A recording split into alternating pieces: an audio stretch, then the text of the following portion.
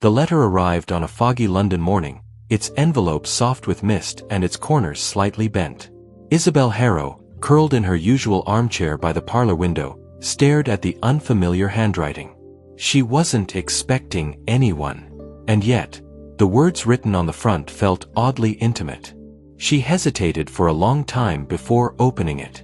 Her fingers trembled, not from cold, but from the quiet ache that always stirred when something unexpected entered her carefully controlled world.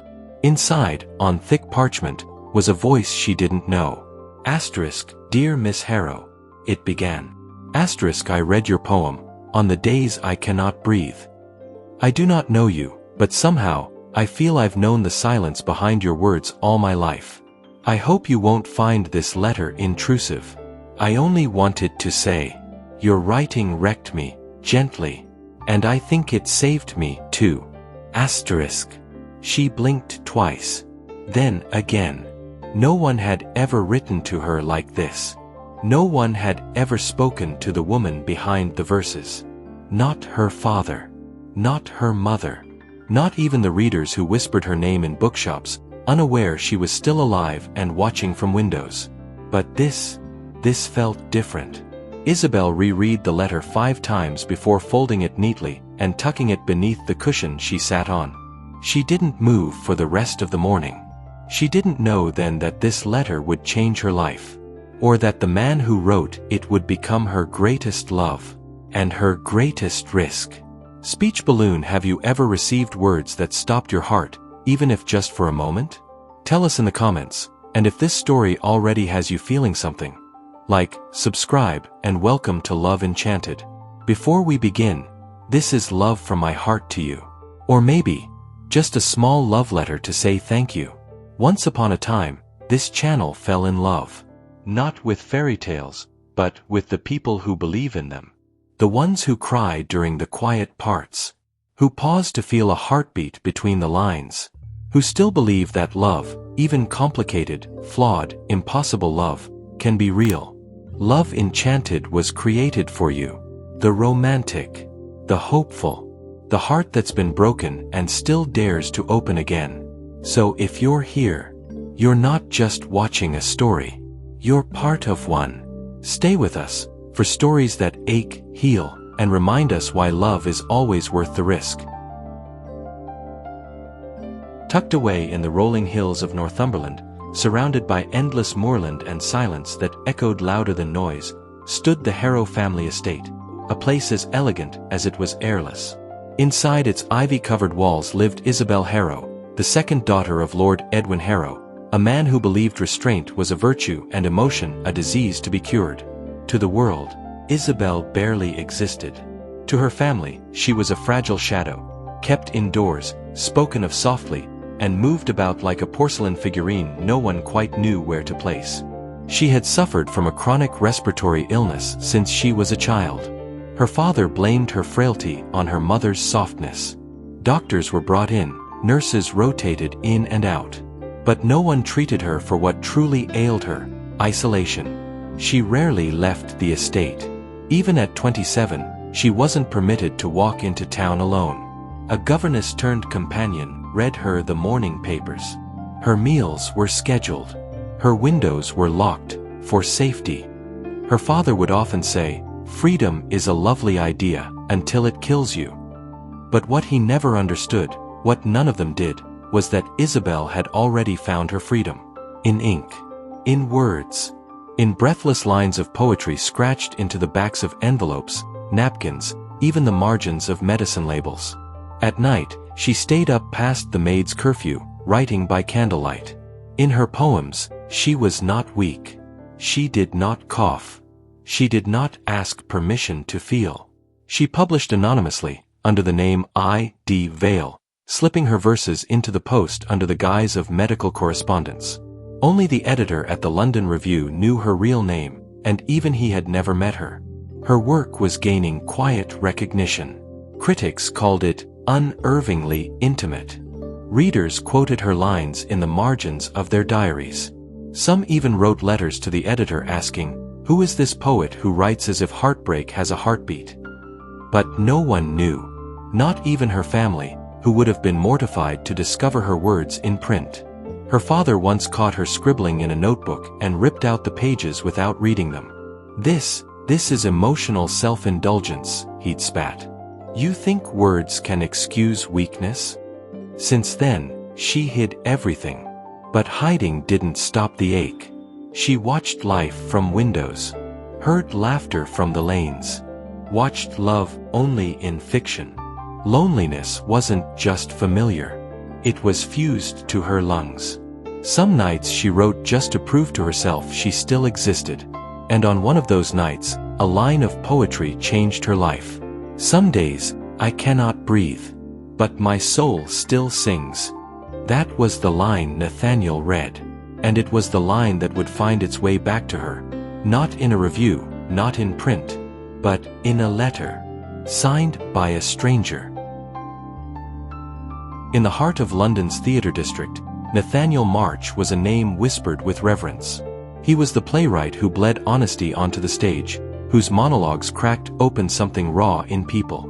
Critics hailed him as the future of British theatre. Audiences queued for hours. And yet, behind the curtain, Nathaniel was a man quietly crumbling under the weight of everyone else's expectations. He was magnetic, yes, charismatic, brilliant even. But most people only saw the performance. Few ever looked past the spotlight. Behind closed doors, Nathaniel battled a different kind of emptiness, the kind applause couldn't cure.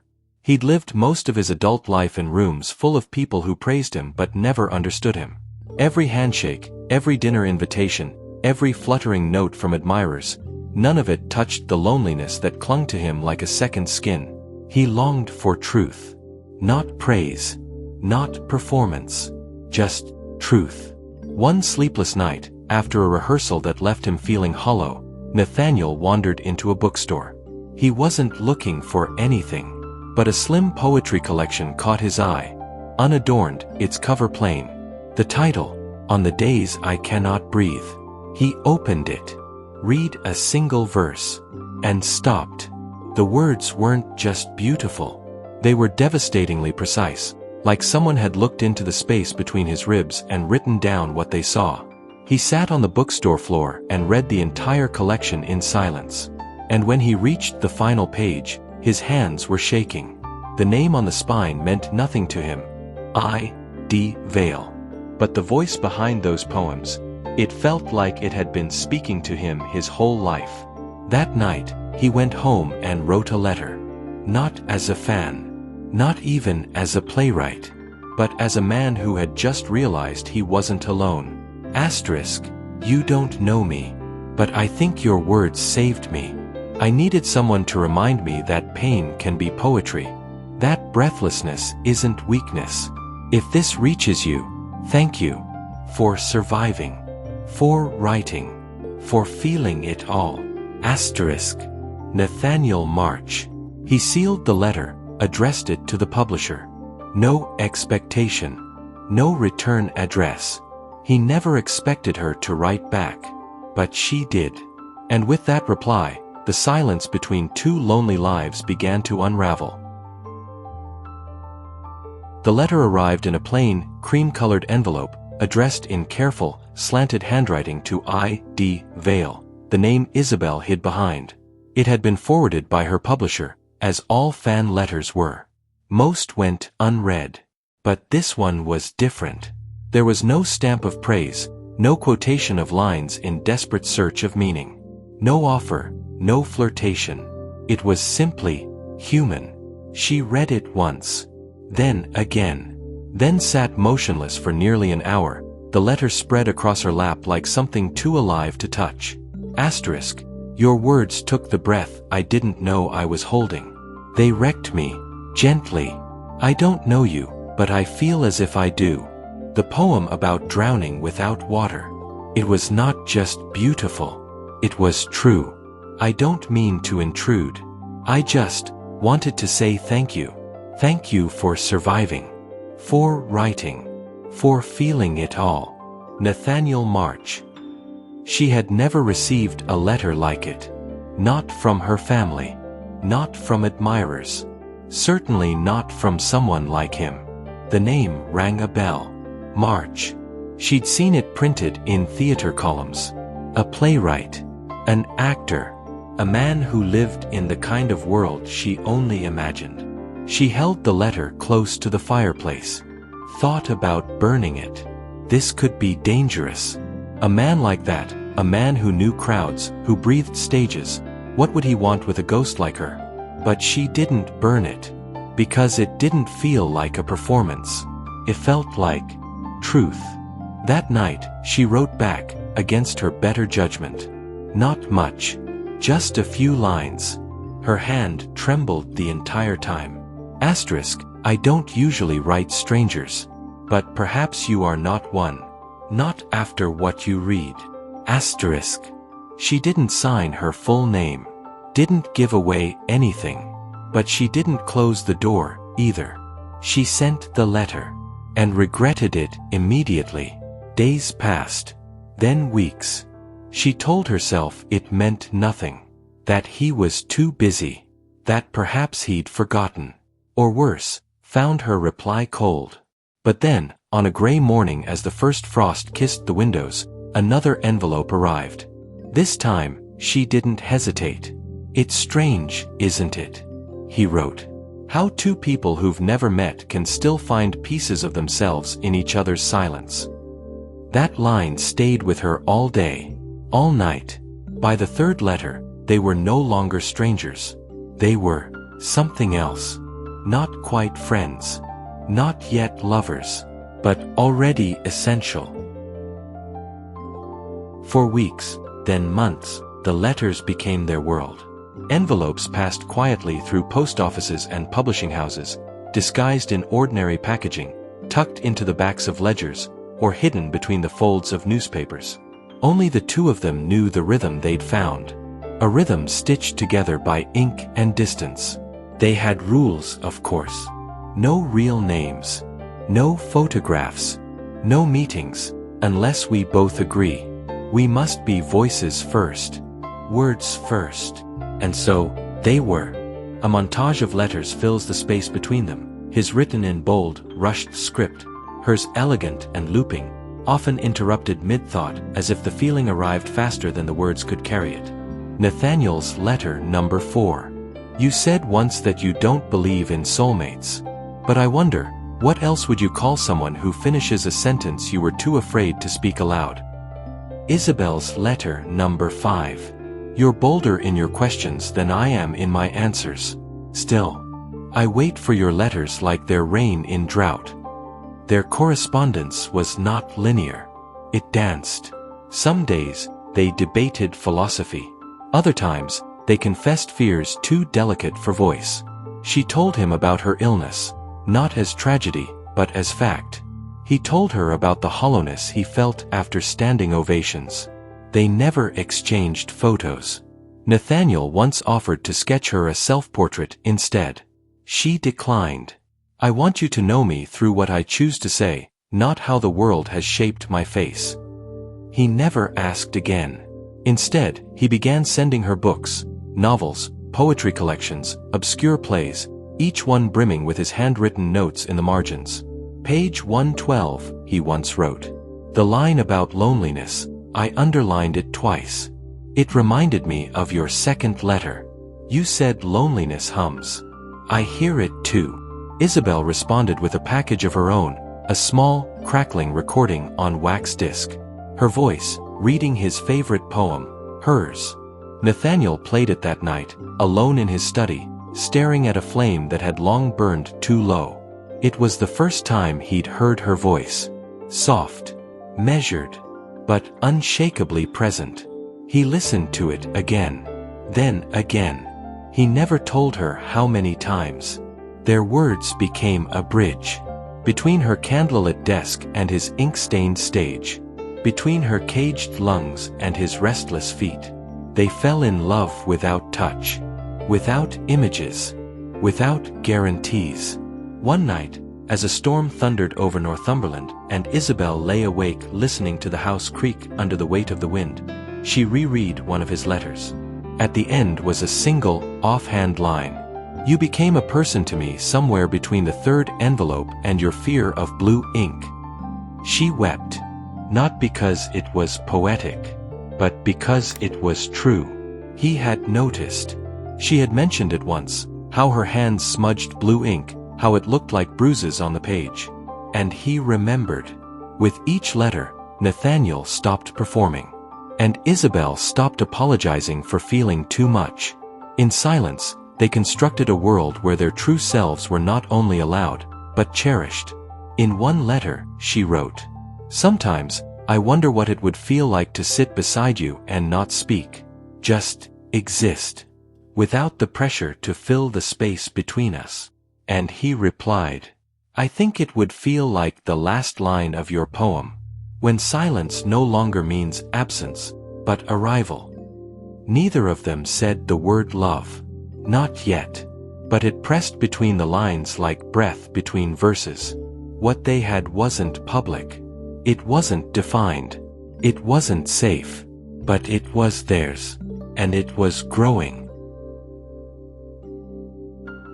The letter had slipped from her lap and fallen behind the armchair. Just one, folded neatly, tucked between the cushion and the wood. Forgotten in a moment of coughing, left behind like an unswept secret. It was her father who found it. He entered without knocking, as he often did.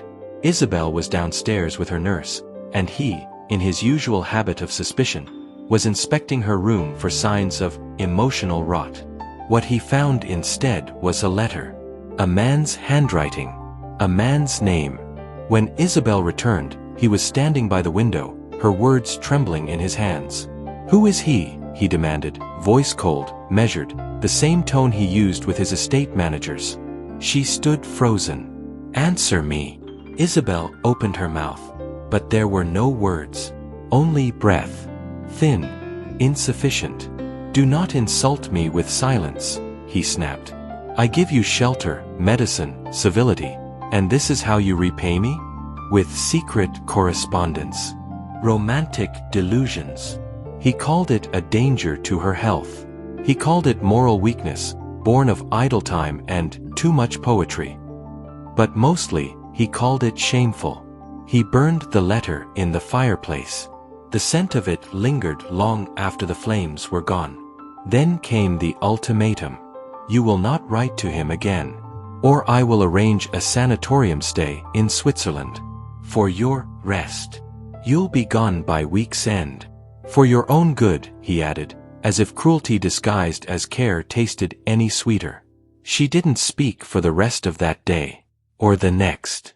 She stopped writing. She didn't tell Nathaniel why. She didn't say goodbye. She simply vanished, from the page, from their rhythm, from the world they'd built in whispers and ink. Across the channel in London, Nathaniel waited. At first, he thought it was illness. She'd mentioned flares before. He wrote daily, short, gentle notes. "Just thinking of you. It's raining. Your kind of sky. Are you all right?" No reply. He waited. Wrote again. And again. Weeks passed. Then a month. Then 6. He began to wonder if he had imagined it all. Was he just another admirer who had reached too far? Had she grown tired of the fantasy? Had her silence always been the real message? He kept her last letter by his bedside. Folded, unfolding. His voice grew quieter on stage. His eyes more distracted. The applause no longer meant anything. He kept writing. Even when he stopped believing she'd ever see it. One chilly autumn afternoon, as Isabel sat by the window watching the leaves fall like fragile whispers, an unexpected package arrived. The wrapping was simple. Brown paper tied with twine, no return address, only her name scrawled carefully on the front. Curiosity tangled with caution as she untied the knot and peeled back the paper. Inside were 30 letters. 30 letters she had never received. Letters written in Nathaniel's unmistakable handwriting, folded with care but never sent. Her fingers trembled as she unfolded the first one, a surge of bittersweet relief washing over her. Asterisk, "You were never a poem, Isabel. You were the whole book. I just hadn't earned the right to turn the last page yet. Every unsaid word, every silence between us, it was the prologue, not the end. I stayed quiet, because I feared the sound of your name breaking my heart. But I waited. I waited for you. Asterisk. Her breath hitched. The letter felt alive, raw and vulnerable, a confession of the depths of his feelings she never imagined. Each page was soaked in his struggle, the ache of absence, the fight against despair, the quiet devotion that never wavered even when she stopped writing back. She found letters filled with hope, lines begging her to come back, to trust him again. Letters with moments of doubt, admitting he wasn't perfect, but that his love was relentless. One note stood out. If love is a risk, I will bear every scar. But only if you promise to stay, not just in my letters, but in my life. Her heart cracked open in a way it hadn't for years. Tears blurred the ink as she traced his words, feeling the weight of all the unsaid apologies, the longing, the patience. This package was more than letters. It was a lifeline thrown across the silence. For the first time, Isabel realized she wasn't alone in this quiet war of words and fears. Somewhere in London, Nathaniel had been waiting too. Waiting for her to turn the page. The day came like a storm gathering on the horizon. Isabel's father was colder than ever, his patience frayed to its last thread. He announced without ceremony, "You leave in 2 days. We've arranged everything. A sanatorium in the Alps. It's for your health, and your own good." The words landed like a verdict, sealing the fate he had long threatened. Isabel felt the walls closing in. The estate, once her prison and sanctuary, now a cage preparing to close forever. That night, she lit a single candle by her writing desk and penned a letter, her last. "Meet me. Station. 2 nights from now." No promises, only hope. She sealed it with trembling hands and entrusted it to a trusted maid, the only person who knew of her plan. 2 nights later, the sky was swollen with rain, the kind that erased edges and blurred the world into shadows. Nathaniel waited on the deserted platform beneath a flickering gas lamp, his coat pulled tight, eyes scanning every arriving passenger. Time stretched thin and heavy. And then, she appeared.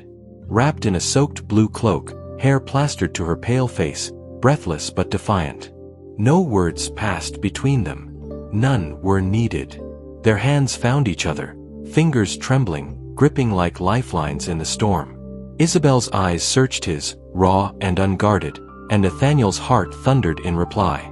The train's whistle pierced the night, an urgent reminder that time was slipping away. With one last glance back at the world she was leaving behind, the cold estate, her father's fury, the life that never dared to bloom, Isabel stepped onto the carriage. Nathaniel followed, the doors closing behind them with a finality that echoed louder than thunder. They were no longer just poet and playwright, letter writer and reader.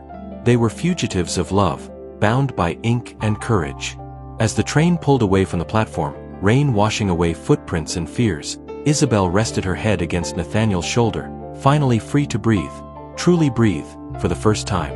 No promises, only hope. Florence welcomed them with open arms, a city of soft sunsets, cobblestone streets, and the distant hum of church bells. Here, far from the cold shadow of Northumberland and the clamor of London's theaters, Isabel and Nathaniel built a life that was quiet but full. Their world was small, a modest cottage perched on a hillside overlooking olive groves, vines that twisted like their entwined fates. Isabel found freedom in the simplest things. For the first time, she wrote openly and proudly under her own name, no longer hiding behind pseudonyms or secret letters. Her poetry blossomed, capturing the warm light of Tuscany and the slow rhythm of the earth beneath her feet. Nathaniel, once a man of grand stages and bright city lights, embraced the intimacy of local theaters. He directed and acted in plays performed for a handful of villagers, stories whispered under the stars, laughter spilling into the warm night air. Fame, applause, and societal approval felt like distant echoes, irrelevant in the face of what they had found together. What mattered most was the life they shared, the stolen mornings when Isabel's cough would soften in Nathaniel's arms, the afternoons spent wandering markets hand in hand, the evenings filled with quiet readings and soft music. They were unknown to the world. But in each other's eyes, they were known deeply. There were no letters now, no hidden messages to decode. Their words were spoken softly over cups of wine, their silences rich with understanding. Isabel learned that love didn't have to roar like a theater crowd. Sometimes, it whispered in the warmth of shared breath and steady presence. Nathaniel discovered that the greatest applause was the quiet confidence of a woman who trusted him completely. Together, they healed. Their past fears, the weight of family expectations, and the pain of separation slowly lifted like morning mist. Though Isabel's health still demanded care and patience, it no longer defined her. She was no longer the woman watched and confined. She was a poet who lived and breathed her own truth. And Nathaniel was no longer the restless artist searching for meaning. He had found it in her. In the peace of Florence, away from the eyes of the world, their love grew strong, not in grand gestures, but in the simple act of being together. No longer confined by letters, distance, or fear, they had become each other's home. On a soft spring morning, the kind where sunlight filters gently through olive trees, Nathaniel presented Isabel with a small, leather-bound journal. Her fingers traced the worn cover, curious but hesitant. He smiled and opened it to the first page. In delicate, flowing script, the word "ours" was written. Nathaniel looked up at her, his eyes warm and steady. "If this were one of your poems," he said softly, "what would the next line be?" Isabel's breath caught. For a moment, silence stretched between them, an invitation, a space where words waited to be born. She smiled, eyes shimmering. Then, with the quiet certainty that only truth brings, she whispered, "The curtain falls, but they remain. 2 hands, 1 page, and a silence that no longer needs to speak." Nathaniel reached out, taking her hand in his. No need for grand declarations. No need for final bows. Their story, written in letters and lived in moments, had become timeless. They had found something rare, love that endured beyond words, beyond distance, beyond even the silence. Together, they closed the journal, turning the page to whatever came next. Have you ever loved someone in silence? Or found someone who understood you through words alone, when the world around you seemed too loud or too cold to truly listen? Isabel and Nathaniel's story reminds us that sometimes, love is not about touch or grand gestures. It's about the quiet spaces between words, the letters we send when hearts are full but voices are afraid. Would you risk everything for someone who has never held your hand but holds your soul? If this story moved you, if you believe in love's power to transcend distance and fear, please like this video, subscribe to Love Enchanted, and share it with someone who knows that true love is often written between the lines. Your support helps keep these stories alive, stories of hope, courage, and the magic of connection.